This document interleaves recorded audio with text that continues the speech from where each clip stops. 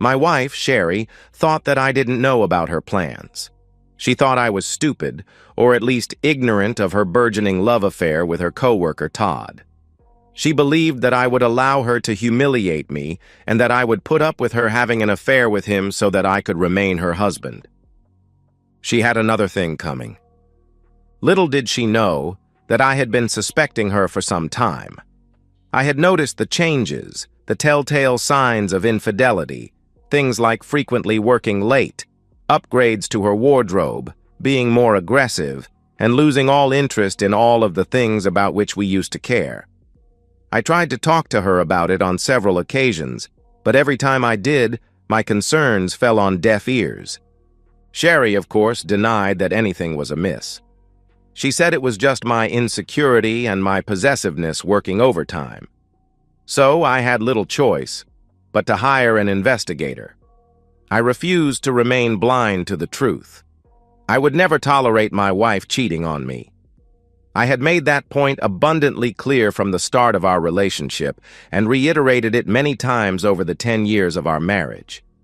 So, it was with mixed emotions that I sat in the office of Jake Sloan, private investigator, and received his report.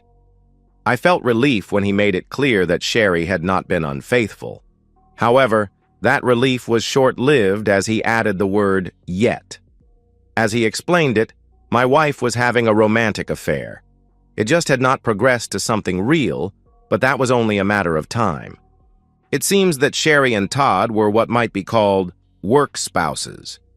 I hated that term. Sherry had only one spouse, me. Some may find the expression cute and harmless, but to me it implied that she had an intimate relationship with someone else. Well, as it turned out, she had precisely that. According to the PI report, Sherry and Todd had lunch together every day, just the two of them. They would hold hands and sit close together. He provided numerous photographs of the two of them hugging, even sharing the occasional kiss. I was enraged by what I saw and wanted to choke the smug jerk, Todd. In addition to lunches, the lovebirds would work late together frequently, even though there was no valid reason to do so. It was as if they wanted to avoid going home to their respective spouses and milk as much us time out of each day as possible. The PI told me he had been able to monitor Sherry's emails and texts. I knew it was highly illegal and I would never be able to use it in a divorce. But in our state, divorcing for adultery was possible, but difficult. No-fault divorces were much easier, and for that, I didn't need to use the proof anyway. I just wanted it for my purposes. Sloan refused to give me copies of the actual messages. He wouldn't even let me see them. Instead, he offered me a summary of what they contained. He assured me that at no time had my wife talked disparagingly of me. On a few occasions, Todd had tried to belittle me, but Sherry wouldn't let him. Well, I suppose it could have been worse. The emails and texts confirmed that they were romantically involved, though neither had professed their love. Their conversations were very personal, bordering on inappropriate flirtation. Todd had sent my wife explicit photos, which she seemed thrilled to receive, and she responded with revealing pictures of her own. As far as Sloan could tell, she hadn't yet sent anything more graphic. As I was sitting there in his office, thinking about my next steps, Sloan hit me with the worst news yet. Todd's wife was going out of town to visit her mother for a 3-day weekend.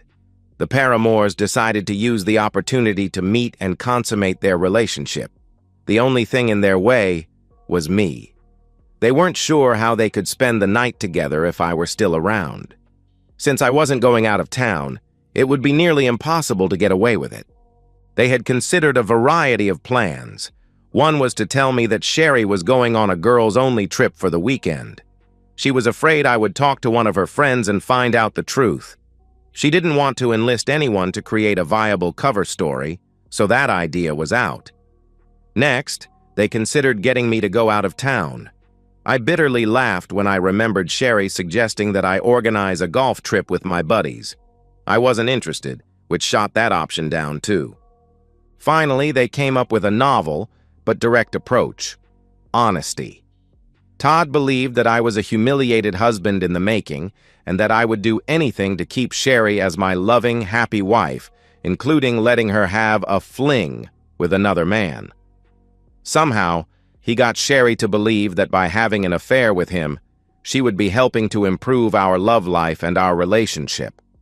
He convinced her that all she had to do was tell me what she had planned to do with Todd, and I would give in and let her do it. Clearly, the jerk didn't know me, but what surprised me most was that Sherry bought into his nonsense. She had to know there was no way I would put up with it. If she didn't realize it, then she was mentally unstable. Sloan told me that was all the evidence they had, so I took what he gave me and went home. I asked him to continue to monitor Sherry's messages and let me know if anything developed. On Friday, Sloan called and informed me that Sherry was going to confront me the following Monday after work. She planned to tell me that she was going to go out on a date with Todd that Friday night. This date would start with dinner and dancing, but end with the pair spending the night in a hotel room, being wildly intimate. Considerately, she would return home to me on Saturday, or maybe Sunday, depending on how much love they had. Sherry and Todd had rehearsed her entire speech, and they convinced themselves that I would accept her demands. They knew I would be upset, even angry at first. But Sherry planned to assure me it was just a one-time thing, even though they both knew it wasn't. She planned to tell me that afterward, she would be intimate with me as a reward for being so understanding. Knowing that Sherry and I hadn't been close in months, she assumed I'd be so eager for any affection, even after her night with Todd, that I'd give in to her wishes. How nice of them to think of my needs. I only had 2 days to prepare for the confrontation. Sherry and Todd heard jokingly referring to it as the intervention. I would be damned if it would go the way she envisioned. I decided that I would turn their intervention into my interdiction. I spent the weekend going through scenario after scenario, trying to figure out what I was going to do and how I could fix my marriage. First, I had to decide if I wanted to fix it. I wasn't sure if I did. As I thought about how I felt about Sherry, my plan of action developed organically. I became resolved to deal with it directly and end things for good. When we were first married, Sherry and I seemed blissfully happy. We spent all our time together, sharing everything that we went through in life. She was my best friend and my best lover. Somehow, that all seemed to fade. Maybe that's the way of all things. Nothing lasts forever. Perhaps my view of marriage was rather old-fashioned and idealized. I had thought we would be a team, going through life together, fighting side by side against the trials and tribulations that came our way. Sherry and I had both been married before, unsuccessfully. If this marriage failed too, maybe the problem wasn't us. Maybe it was the institution of marriage itself. How could people expect to maintain feelings, desires, interests, and passion when fate insists on being fickle and finding ways to change everything and everyone? In a world of 30-second sound bites, rapidly evolving culture, social media, and instant gratification, maybe marriage, like the dinosaurs and compact discs, had become obsolete. I thought, if Sherry wants to be with Todd, maybe I should just let her. Then I snapped out of it and came to my senses. No way was I going to let her humiliate me. I might not want her anymore, but I would be damned if I would let Todd get over on me by claiming my wife. Forget that. I was ready to fight when my wife called me just after lunch on Monday. "Hey, Sherry," I began the call. "Everything okay?" "You never call me at work anymore. I hope nothing's wrong." "Hi, honey," she responded. Honey? Really? Did she use that epithet with Todd too? "Nothing's wrong. I just wanted to make sure you're going to be home on time today. I have something really important to talk with you about, so I need you to be there." "Oh, okay," I replied, then added, "Yeah, that's good because I have some big news to tell you too. I should be home by 5:15 or so. Will that work?" She didn't answer right away. When she did, it was to dig for information. "Big news?" Like what? She asked. I'll tell you tonight, I said, then decided to end the call. I hate to run, but I'm in the middle of my monthly report. I need to get it done so that I can leave on time. See you at home. I hung up and walked down the hall to my boss's office to let him know that I was taking the rest of the day off. He was okay with it, which was good. I had a few things I needed to prepare for the interdiction. I was sitting at the kitchen table when at 5:27, I heard the garage door opening. I was nervous but also very angry. I was trying hard to maintain a calm exterior while my interior surged and raged with raw emotions. I had an open bottle of Sauvignon Blanc on ice with 2 glasses ready to go. 2 minutes later, the door opened, and Sherry walked in, alone, and dropped her keys and purse on the countertop. I was relieved that she hadn't brought Todd with her. That would have complicated things. I smiled. "Hi, honey," I said, repeating the term of endearment she had used earlier in the day. "Welcome home. Do you need some time before we talk, or do you want to jump right in?" She was taken aback by my immediate desire to talk. I guess she figured we would get to it eventually, and wasn't ready to get into it so quickly. I wasn't going to let her get the upper hand. I wanted to keep her on her toes and unprepared. She had everything she planned to do and said worked out in detail, so I had to be as disruptive as possible.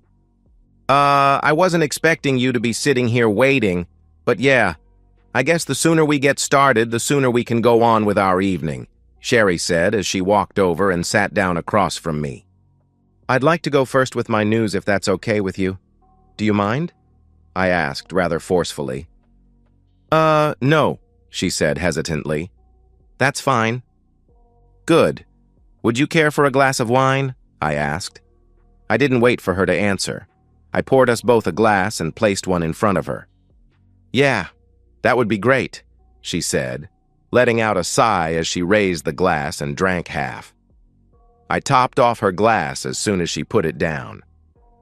"So, this is something that I've given a lot of thought," I began. "I'm not going to beat around the bush. There's no sense in dragging it out." I paused deliberately, trying to build the tension. It worked. Sherry sat forward in her chair and stared at me intently.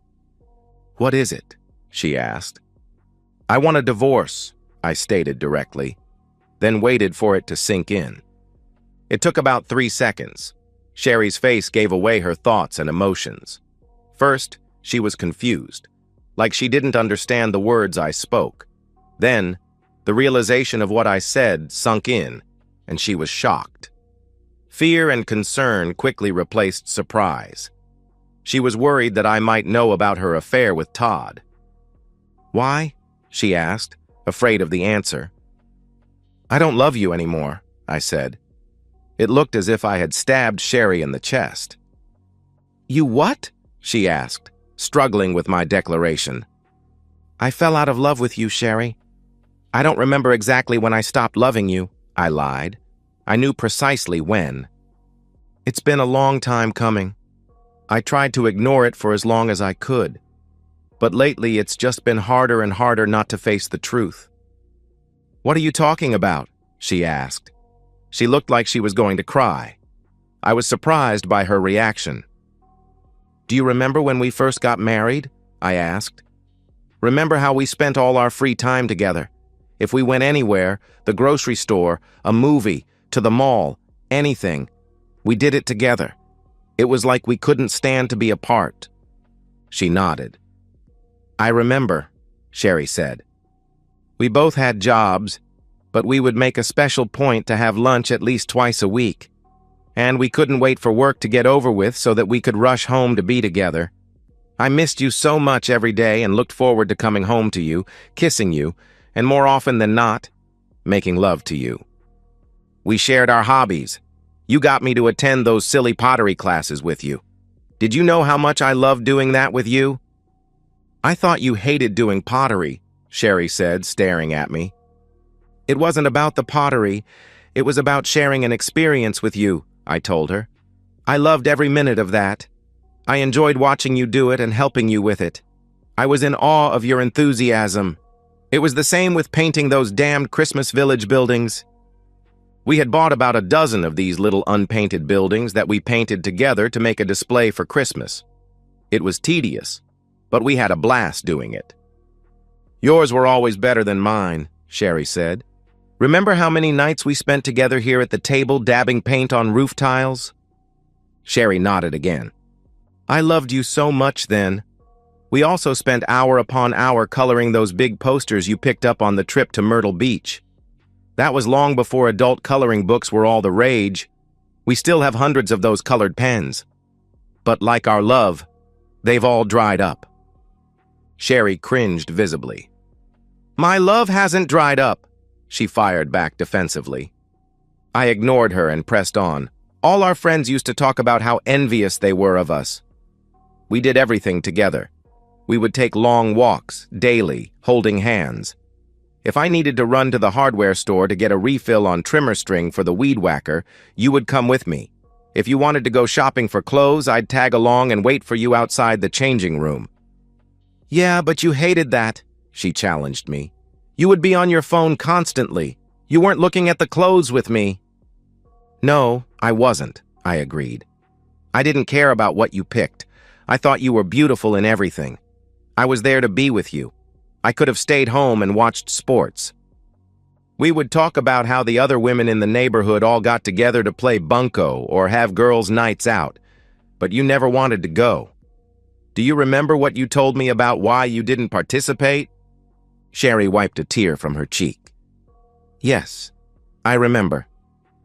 You said that you didn't want to go hang out with a bunch of hens when you could hang out with me instead. Many nights we would cuddle under a blanket and watch You've Got Mail. I love that movie, Sherry said, fighting back the tears.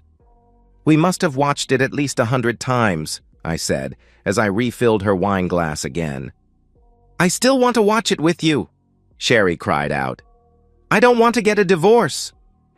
I thought we would grow old together, taking cooking lessons, doing ballroom dancing, or just laying in bed reading books, anything, as long as we were with each other. But we've drifted apart, Sherry. I don't know when it started exactly, I said, looking deeply into my wife's eyes. We went from lunches 2 or 3 days a week to a weekly lunch date. That had been Sherry's doing. She had told me one day that she didn't have time to take lunch outside the office so often. That had been a lie.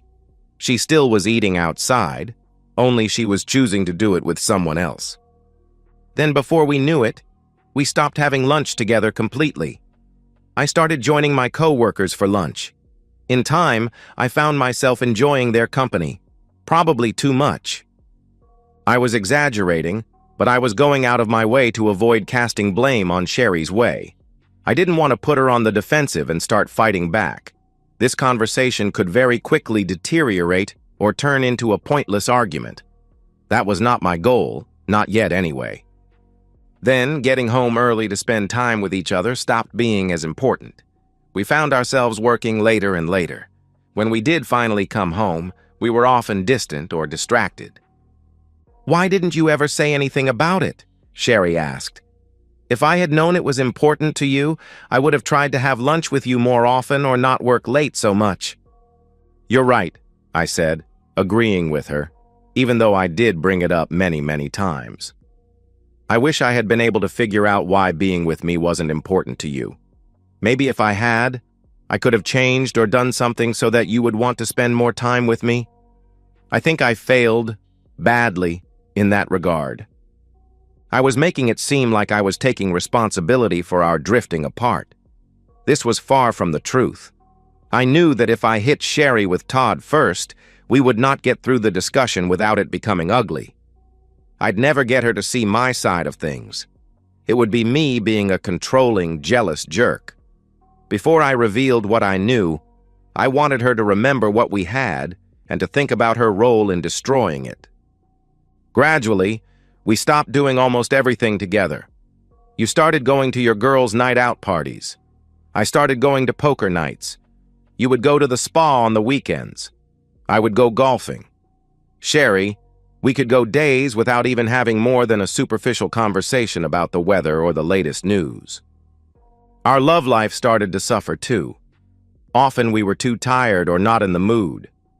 When we first got married, we couldn't keep our hands off each other. We would have intimacy 4 or 5 days a week, often multiple times a day. I would fondle you while you were cooking, and we would skip dinner and make love all night. We'd go out to the hot tub all the time, always getting into some naughty fun. We haven't even turned the hot tub on in over a year. I didn't think you wanted to have intimacy anymore, Sherry countered. I have no idea where she got that idea. I think she was rationalizing her behavior by trying to make it my fault. Oh God, no, I said with a chuckle. I never stopped wanting intimacy. I'm just as driven now as I was 10 years ago. I just stopped wanting to be intimate with you. I knew that would cut deeply. She had thought she was the one turning me down, and here I was telling her that our lack of closeness was because I no longer desired her. I could almost laugh if I weren't hurting so badly. What? Sherry asked, her voice cracking. I don't think she expected me to say that. You didn't want to have intimacy with me? I lost all interest in you, I said point-blankly. You were a cold fish. You would just lay there. You never wanted to do anything exciting or remotely naughty. It felt like you wanted it to be over quickly so you could go back to something more interesting like knitting. The whole time, I still wanted the weekend-long marathons like we used to have. I pretended just to be done with it. You did not, Sherry argued. Sorry, Sherry, I said, digging the knife deeper. It's me, not you. She stared at me for a few moments. Her tears had dried up and her face was red. I wasn't sure if it was from anger, frustration, or embarrassment. I filled her empty wine glass. She picked it up and took a long swig. It was just a matter of time, I continued, before we would start finding someone else with whom we wanted to spend our time. I didn't mean me, but she didn't know that. Suddenly, she spoke angrily. Are you cheating on me? Have you fallen in love with someone else? Sherry, you know how I feel about infidelity. I swore a vow to you when we got married, and I take that vow seriously. I know your first husband cheated on you, just like my first wife with a coworker behind my back. I would never do that to you, just like I know you would never sink so low as to try to humiliate me by having an affair with another man. How could you think that I would do that? I'm sorry, she apologized. You're right. I know you wouldn't do that. She looked guilty and couldn't meet my eyes. Her hands were shaking. We're waiting until we get divorced to sleep the first time, I stated, implying strongly that I had a new love interest. Which gets me back to my big news. I've already met with a lawyer and drawn up the papers. You should be served on Friday. Wait! What? She asked, growing frantic. I said you'll be served on Friday with divorce papers, I told her, trying not to grin. It's for the best. That way you can have your freedom back and do what you want. So can I. We can admit that the last 10 years were a waste of our time and move on. They weren't a waste of time to me, she snapped. Oh, come on, Sherry, I said. I think you want this just as much as I do. I mean, let's be real. You haven't wanted to be with me for a long time. Our wedding was a mistake. I'm not the man you want to be with. Yes, you are, she argued. I don't want a divorce. You can't just get a divorce because you want to. I don't want to divorce you. I want to be married to you. Forever. I love you. I'm sorry, Sherry, but I don't love you anymore. This is a no-fault divorce state, so we can just split all the assets 50-50. I mean, it is remotely possible to get more than half of the assets. But that's only if one of us were to cheat, and we could absolutely prove adultery. But neither of us is cheating or likely to do so before Friday, right? So, we can make a clean break. I'd like you to come to the bank with me tomorrow so we can divide the money from all our accounts evenly. We'll have to open new accounts, get new credit cards, and change all the utilities. And we'll have to sell the house. I have a realtor coming on Wednesday to get it listed for us. Wait, Sherry shouted. You're moving too fast. I don't know what to do. Please stop. She started crying again. Don't worry, I already packed my bags and will be staying in a hotel room from now until I can move into permanent place. You can stay here until the house sells." "Wait! God damn it!" Sherry yelled. "Please wait!" "There's no need to wait," I said. "Right?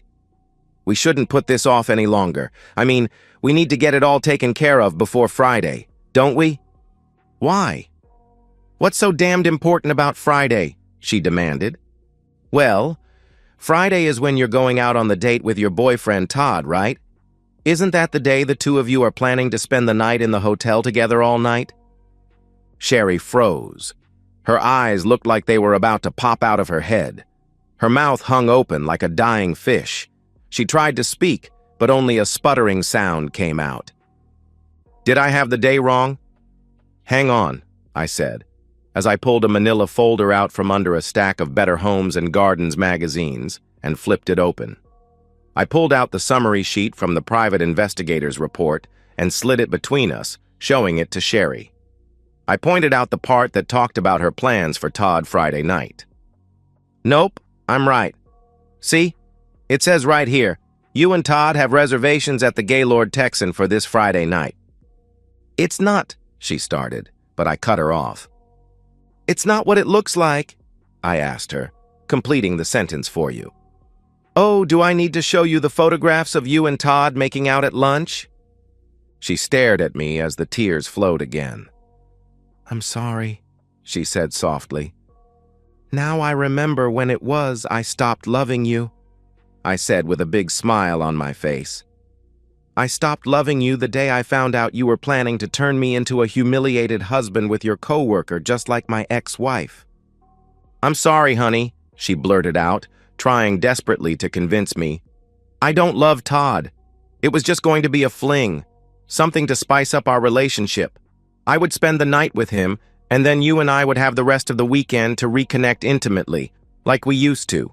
Todd said you'd enjoy it, that it would excite you and reignite the spark in our relationship." "Yeah, that's how to spice up our love life. Instead of having hot time with me, you spice things up by having an affair with someone else. That makes perfect sense." "No, but, well," she couldn't even get the sentence out. She changed tactics. "Todd said you would do it if you want me to be happy." "I want you to be happy," I said. "I want you to be happy with me, like we were once. I don't want you to be happy with some other man. Did you become stupid or something? How could you think I would be okay with this? You had to know how I feel about infidelity." "I did, but—" She struggled for some way to rationalize her actions. "This wouldn't be infidelity. I wouldn't be cheating. You would give me your permission." "Not in this lifetime," I said. "I know that now. I should have realized it all along. I don't know what I was thinking. I guess I was bored and lonely. Todd got me excited again." "Bored and lonely? How could you be bored and lonely when we were happily in love and enjoyed all our time together?" I don't know, but," she began again. "Did you ever stop to think that you were bored and lonely because you cut us off? You stopped having lunch with me. You stopped spending time with me and doing things with me. You chose to avoid me and put yourself in that situation. You chose to spend your time with him instead of me. So if you were bored and lonely, you created that condition specifically so Todd could take away the boredom and loneliness." I don't think I did that," she said as she stared at me. She shook her head. "No, I can't believe I would do that. I thought you stopped coming to have lunch with me." "Because you told me to. Don't you remember? You kept telling me you were too busy. Then one Wednesday, our lunch date day, I showed up to pick you up, and you didn't even bother to come to the lobby to tell me you couldn't go. You texted me to go on and eat lunch without you. I stopped coming after that, and you never once even brought up the fact that we stopped having lunch. I don't think you even realized it." Sherry looked down at her hands. "I didn't. You were so caught up in your world to notice you were losing me. You were all about you and Todd. Well, now you can have him." "I don't want him," she fired back, looking up at me. "I want you. I want us. I want us like we used to be. I'm sorry. I messed up. I gave up on us." "It's too late," I said, shaking my head. "You can't mean that. I haven't cheated on you. We haven't done anything. I won't see him again. I swear it. I'll quit my job. I'll go to work someplace else. Please, I don't want to lose you. I still love you." "You cheated on me every way a wife can, except one. But that's the most important one. We didn't have intimacy. I was stupid. I was infatuated with Todd. I didn't love him. I only ever loved you. I don't know what I was thinking. I would have gotten over him and come back to you once I got it out of my system. But it's over now. I see it now. I know. It was stupid. I was stupid. Todd doesn't mean anything to me. Please, baby. Please, don't leave me." "It isn't that easy, Sherry." "Why can't it be?" "I messed up." "I did. But you stopped me before I went too far." "You already went too far," I disagreed. "Having intimacy only would have sealed the deal." "I didn't do anything. We were only friends," she exclaimed. "You were supposed to be friends with me more than someone else," I countered. "I have a lot of female friends. I don't kiss them. I never took our time to spend with them. I never replaced you with them, and I never once plotted to have an affair with them and coerce you into accepting it." Sherry lowered her head into her hands, sobbing openly. "I'll never neglect you or take you for granted again. I swear it. Please, can't we treat this as a big mistake? Can't you forgive me and give me another chance? This is not Monopoly where you can get a jail-out-of-free card," I told her. "You didn't just make a big mistake. You forsook our love and gave your heart to another man." "No, he never had my heart. My heart was always yours." "And you were going to give him your body," I replied. "But I didn't. You stopped me. Damn it. Don't you love me enough to fight for me? Do I mean that little to you?" "You meant everything to me. I would have fought anyone for you. I would have died for you. Now, I wouldn't even help you if you were in trouble." Sherry let out a shrieking wail. She grabbed my hands and tried to pull me to her. "No, please! You can't mean that! I'm so sorry! I'm so sorry! You have to believe me!" "I believe you're sorry," I said. "That shows me you're not a completely self-absorbed and heartless witch." "Then can you give me another chance? Please, I'm begging you. Please don't throw me away." "I'm not throwing you away, Sherry. You did it for me. I truly do believe you're sorry. I do. Maybe someday I can forgive you. But it doesn't change anything. I do not love you any longer. It's over. But don't worry. You always have Todd to comfort you." "Todd's married," she said between sobs. "He only wanted to have intimacy with me. He didn't want a relationship." I chuckled. "Well, he may have a change of heart now. I'm sure his wife had a lot to say to him today when he got home. She and I are using the same divorce lawyer." Sherry's mouth fell open again. I pushed the manila folder across the table to her. "The full report from the investigator is in here, along with the photos of you and Todd. His wife has a copy. Also in there is all the information from my attorney about the divorce and how we propose to divide the assets. I suggest you read it all over." "No, baby, please," she begged. "Don't do this. If you do want to go to the bank with me tomorrow, call me and let me know." I got up from the table and walked out of the house to the sound of my wife crying. Sherry fought the divorce, but I was resolute. I didn't want a lengthy or expensive legal battle. When the judge suggested marriage counseling, I politely declined. I was done. The divorce proceedings were swift and merciless. My investigators' extensive documentation of Sherry's emotional affair with Todd, combined with her planned infidelity, worked strongly in my favor. The court awarded me 65% of our marital assets, the house, and significant alimony. Sherry was devastated. Todd's wife, upon receiving the investigation report, divorced him immediately. His reputation at work was destroyed when HR learned about his inappropriate relationship with a married colleague. He was terminated from his position, and his professional network shattered. Sherry's attempts to reconcile were met with cold indifference. She would call, text, and even show up at my workplace, but I had moved on. I enrolled in those pottery classes we used to do together. But this time, I did them solo, finding joy in my newfound independence. 6 months after the divorce, I met Elena, a fellow ceramic artist. She was kind, honest, and passionate about life.